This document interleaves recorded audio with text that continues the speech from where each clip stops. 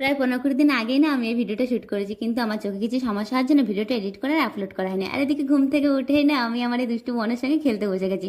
ও না এত দুষ্টু হয়েছে, পুরো পাড়া মাথায় করে রাখে। একদিন বাড়িতে না থাকলে পাড়ার সবাই পুরো নিস্তব্ধ হয়ে যায়। তারপর বোনের সঙ্গে খেলতে খেলতে মা এসে বললো চল দুপুরের মাছ ধরি। পুকুরে চলে গেছি, আর আমি জাল ফেলার আগেই দেখো মাছগুলো সব পালি পালি চলে গেল। আমার জালে না আর কিছুই পড়েনি, তবে হ্যাঁ একদম ফাঁকাও যায়নি, একটা কাঁকড়া পড়েছিল। কিন্তু এই জাল ধোয়ার চক্কর পরে সেই কাঁকড়াটাও চলে গেল। জালের মধ্যে খালি এই ছোট ছোট মৌরালা মাছগুলো ছিল।